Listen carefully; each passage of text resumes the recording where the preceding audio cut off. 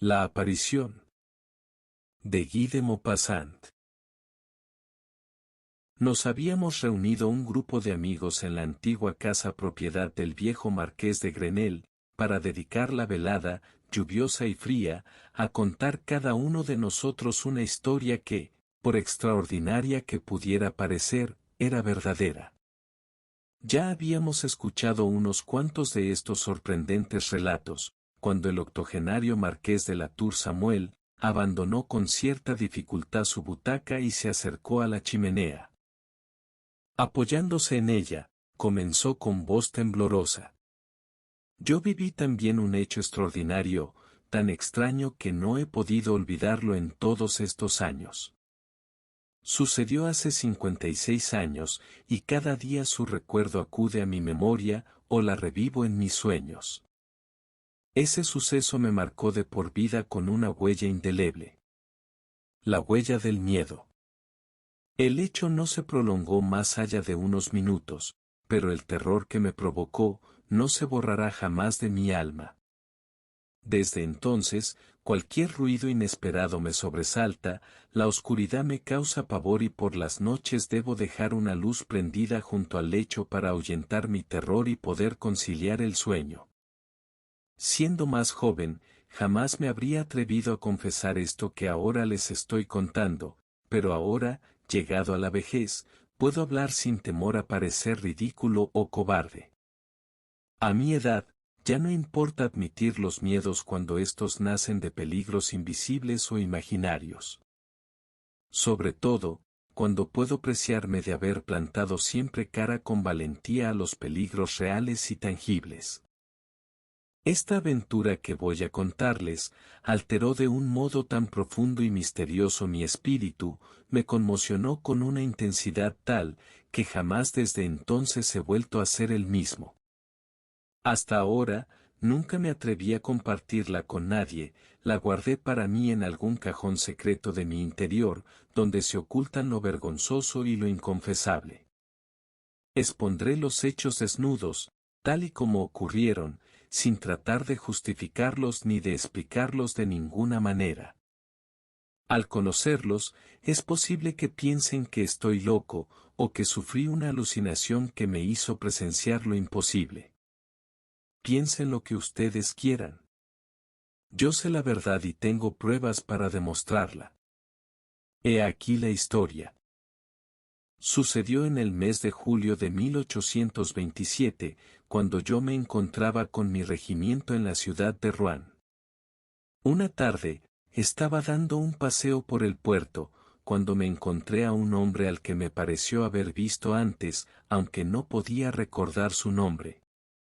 Me detuve, y el hombre, al verme, se acercó a mí efusivamente, y me abrazó. Inmediatamente le reconocí. Era un amigo de mis años de estudiante al que me unió un profundo afecto.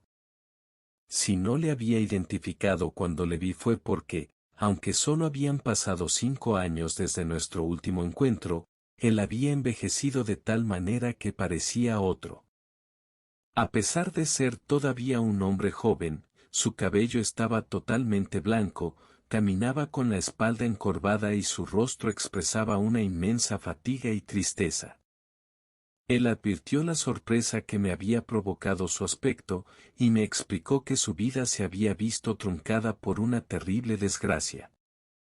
Hacía unos años, se había casado locamente enamorado con una joven que, tras un año de gran pasión e inmensa felicidad, había fallecido a causa de un fallo cardíaco. Tras esta desgracia, el inconsolable viudo había abandonado la hacienda donde ambos habían compartido tanta dicha, y se había instalado en Rouen, tratando de huir de su tristeza. Pero, incapaz de superar su pérdida, vivía sumido en el dolor, sin querer relacionarse con nadie, y en su desesperación había barruntado la idea de quitarse él mismo la vida. No sabes, amigo mío, me dijo, el bien que viene a hacerme este encuentro inesperado. Por la amistad que nos une, voy a atreverme a pedirte un favor que sé que tú no me negarás. Necesito que vayas a mi hacienda, y que allí busques en el secreter de mi habitación, de nuestra habitación, unos documentos que me son urgentemente necesarios.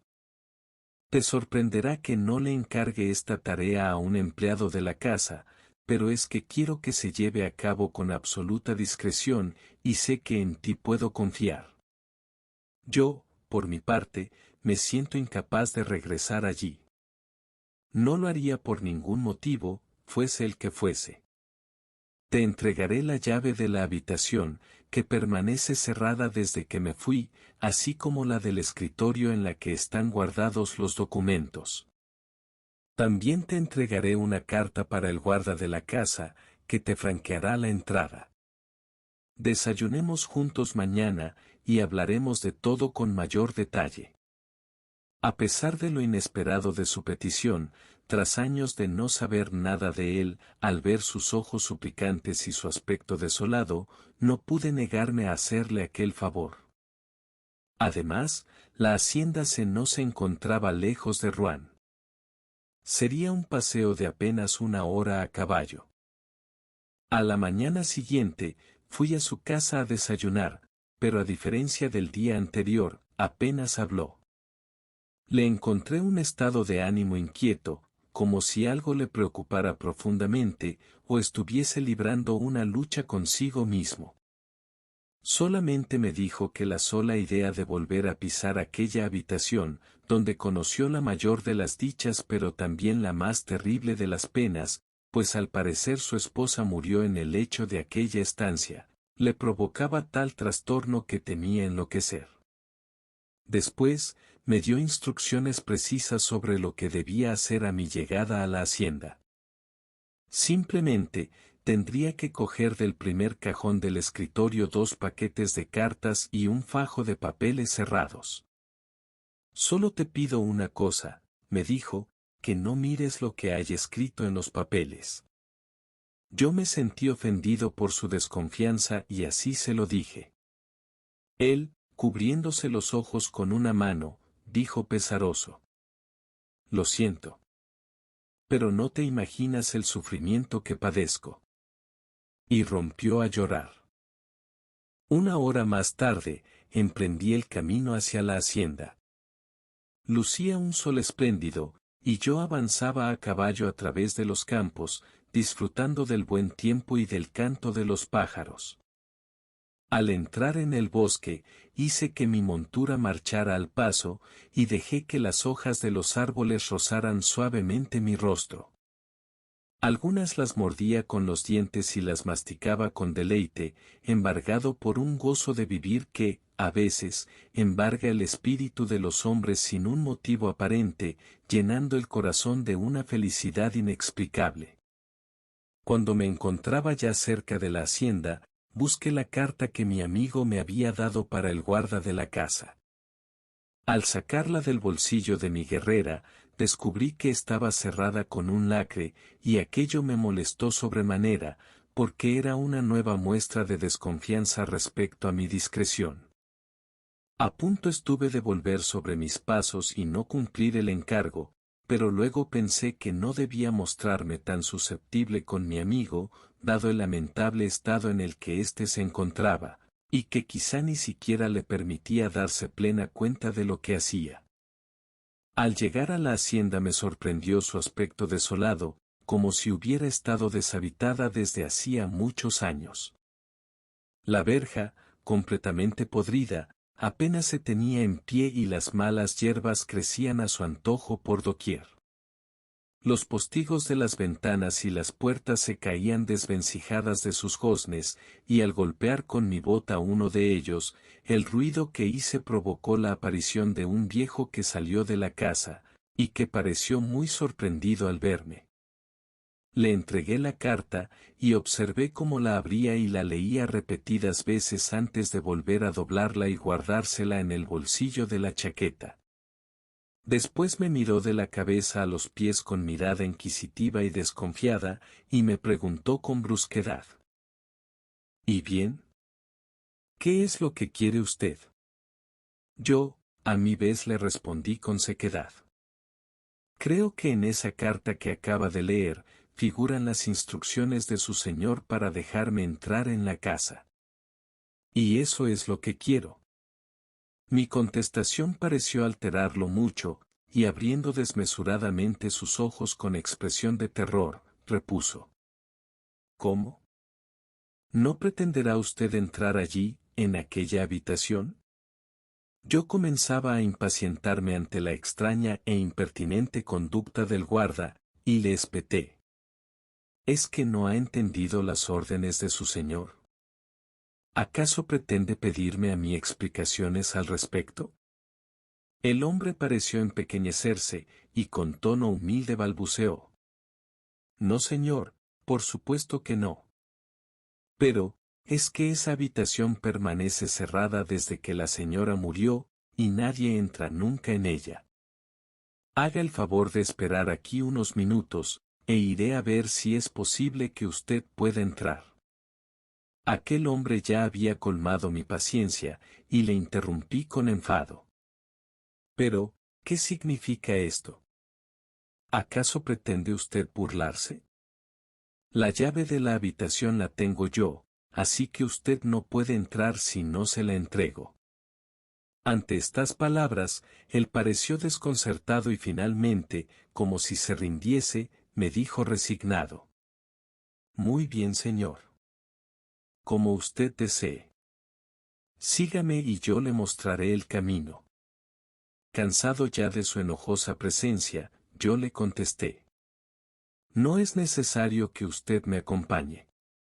Indíqueme la escalera por la que debo subir, y ya sabré yo encontrar la habitación. Él insistió aún tartamudeando. Pero señor, por su bien yo le aconsejo que... Basta ya. Le interrumpí yo colérico, o se calla usted, o va a tener un serio problema conmigo. Con un brusco ademán del brazo, le aparté de mi camino y penetré solo en la casa. La recorrí al azar, tratando de orientarme a través de sus solitarias dependencias. Había entrado por la puerta de la cocina, y lo primero que me encontré fueron las habitaciones del guarda y su esposa. Después atravesé el vestíbulo, subí las escaleras y recorrí el pasillo.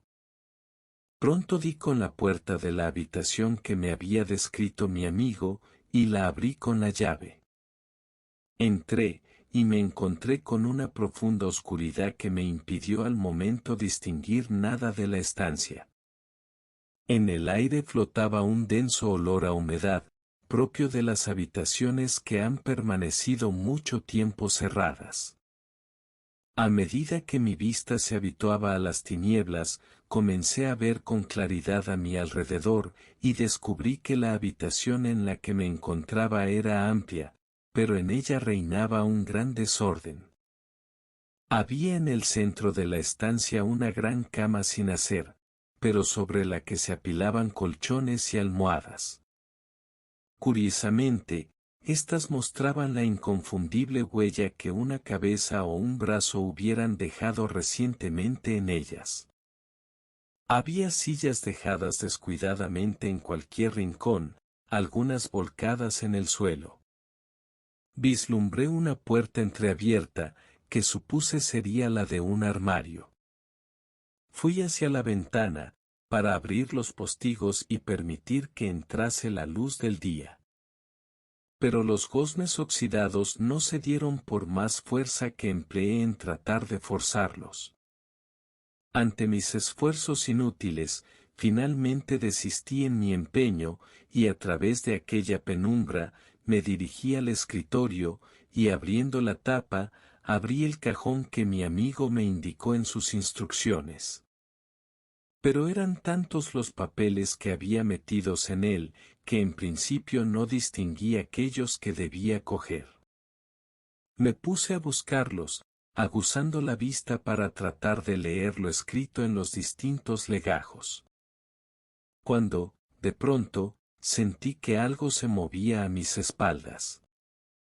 Creí que se trataban de las cortinas agitadas por una brisa repentina, y continué con mi tarea sin prestar más atención. Pero, Un minuto después, un movimiento casi imperceptible, como un leve soplo en mi nuca, hizo que me recorriera un escalofrío. Esto es absurdo, pensé, sin querer volverme, avergonzado del terror que comenzaba a apoderarse de mí. Había encontrado ya los pliegos que buscaba y me disponía a marcharme, cuando un lamento, profundo y estremecedor, llegado de algún punto de la estancia a mis espaldas, me hizo saltar como un resorte, y girarme de inmediato con la mano en la empuñadura de mi sable. Ante mí, una mujer esbelta, vestida de blanco, me miraba silenciosa e inmóvil. El estremecimiento que recorrió mi cuerpo fue tan intenso, que casi me hizo caer al suelo. Resulta difícil explicar, a quien no lo haya vivido, el terror enloquecedor que se experimenta en una situación semejante. Uno siente que le abandonan las fuerzas, que los huesos se hacen blandos como el algodón, que se detiene el corazón en el pecho, y que algo se derrumba por dentro. Nunca fui un hombre supersticioso, o que creyera en los espíritus o lo sobrenatural. Pero en aquellos momentos que me parecieron eternos, se apoderó de mí un terror, como jamás lo había sentido en mi vida. El terror de estar delante de algo que no pertenece al mundo de los vivos. Ella, con los ojos clavados en mí, callaba, y si aquel silencio se hubiera prolongado un poco más, yo no sé si hubiera podido soportarlo o habría muerto allí mismo de miedo. Pero, de pronto, aquella mujer habló con una voz tan dulce y doliente, que me estremeció hasta lo más profundo de mi ser. Traté de recuperar mi compostura, aunque me sentía tan perturbado que apenas podía tenerme en pie. Sin embargo, el recuerdo de mi condición de soldado, el orgullo y el valor del que siempre había hecho gala, vinieron en mi ayuda, y conseguí mal que bien adoptar una actitud honorable y serena frente a mí mismo y frente a aquella mujer, estuviera viva o muerta. No fui muy consciente de todo esto hasta más tarde, cuando ya de regreso en Rouen recapitulé lo sucedido, pues mientras estaba viviendo aquel hecho inexplicable, el miedo apenas me dejaba pensar.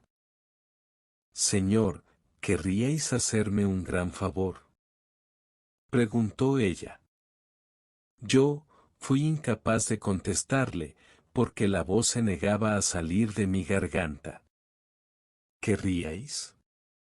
Sufro tanto, tanto. Continuó con acento lastimero. Vos podéis ayudarme. Con un movimiento leve, casi como si flotara, dio unos pasos y se sentó en una butaca. Su mirada suplicante seguía fija en mí. ¿Querréis ayudarme?, repitió. Yo, incapaz aún de hablar, hice un gesto afirmativo con la cabeza. Ella entonces, me tendió un cepillo de plata y dijo con voz queda: ¿seréis tan amable de cepillarme el cabello? Peinadme, por favor. No sabéis cómo me hacen sufrir mis cabellos. Es necesario cepillarlos. Sus largos cabellos, negros como la noche, llegaban casi hasta el suelo. Yo, como un sonámbulo, tomé de sus manos el cepillo, y me puse a peinar su larga cabellera que, al tocarla, me pareció tan fría y húmeda como la piel de una serpiente. Solo de recordar aquel contacto se me eriza todavía la piel. ¿Por qué hice lo que me pedía, en vez de marcharme de allí sin perder un segundo?, se preguntarán. No lo sé. Continué peinándola, trenzando su cabello, y ella inclinando la cabeza, suspiraba como si sintiera un gran alivio. Inesperadamente, se levantó, me arrancó el cepillo de las manos, y susurrándome un quedo, gracias, huyó por aquella puerta entreabierta que yo había entrevisto al entrar. Cuando me encontré solo, por unos momentos no supe si estaba realmente despierto, o si todo aquello era una pesadilla. Un gran desconcierto me embargaba, y sin poder explicarme lo sucedido, dudaba si había sido real, o producto de mi imaginación. Al cabo de un rato, comencé a volver en mí, y con una especie de furia, fui hacia una de las ventanas, y rompí a golpes los postigos. Por fin, la luz del día iluminó la estancia. Al punto, me dirigí a toda prisa hacia la puerta por donde la mujer había salido, pero la encontré cerrada, y aunque lo intenté, no pude abrirla. Fue entonces cuando la poca presencia de ánimo que me quedaba me abandonó, y me sentí invadido por un loco terror que solo me hacía desear huir de allí lo más rápido posible. Precipitadamente, cogí los pliegos y sobres del escritorio, atravesé a grandes zancadas la estancia, corrí pasillo adelante, y bajé las escaleras de 3 en 3, sin pararme ni un segundo a tomar aliento. Una vez fuera de la casa, de un salto subí a mi caballo y me alejé a galope tendido de la hacienda. No me detuve hasta llegar a Rouen. Ya en mi residencia, me encerré en mi habitación y allí traté de reflexionar sobre lo sucedido. ¿Había vivido aquello realmente, o todo había sido fruto de una alucinación de mis sentidos, sugestionados por el ambiente desolado de la casa y por mi conocimiento de la tragedia que allí había tenido lugar? Opté por esta última posibilidad. Sin duda mi cerebro me había jugado una mala pasada. Había sufrido uno de esos trastornos transitorios, que son el origen de lo que llamamos milagros, y nada tenía que ver lo sobrenatural con aquella experiencia. Aliviado en parte por aquella explicación racional, que me daba a mí mismo para tranquilizar mi ánimo todavía inquieto, me disponía a cambiarme de ropa, cuando al comenzar a desabrochar los botones de mi guerrera, descubrí que en ellos había enredados unos largos mechones de cabello negro. Horrorizado, me acerqué a la ventana abierta, y cogiéndolos de uno en uno con dedos temblorosos, los arrojé afuera con repugnancia. Estaba tan trastornado, que me sentía incapaz de encontrarme de nuevo con mi amigo después de lo sucedido, e hice que mi ordenanza le llevara los documentos. Cuando éste volvió, me entregó el recibo que mi amigo le había extendido y me explicó que le había preguntado por mí. El soldado le dijo que yo no me encontraba bien, a causa de la fatiga o cualquier otra molestia, y al parecer, mi amigo se mostró muy inquieto y preocupado. A la mañana siguiente, muy temprano, me decidí a visitar a mi amigo, y explicarle lo que me había sucedido. Pero no le encontré. Había salido la noche anterior y todavía no había regresado. Cuando volví a su casa aquella tarde, seguía ausente. Al cabo de una semana, seguía sin aparecer, y decidí dar parte a las autoridades de su desaparición. Se inició una búsqueda exhaustiva, que sin embargo, no pudo arrojar luz alguna sobre su posible paradero. Se realizó un registro minucioso de la hacienda abandonada, pero allí tampoco se encontró ningún rastro de mi amigo. Por otra parte, en la casa no se halló indicio ninguno de que viviese, encerrada entre sus paredes, ninguna mujer. Todos los intentos por hallar a mi amigo, vivo o muerto, fracasaron, y finalmente, la investigación se dio por concluida. De estos hechos hace ahora más de 50 años, y nunca he vuelto a saber nada de mi amigo. Absolutamente nada. Fin.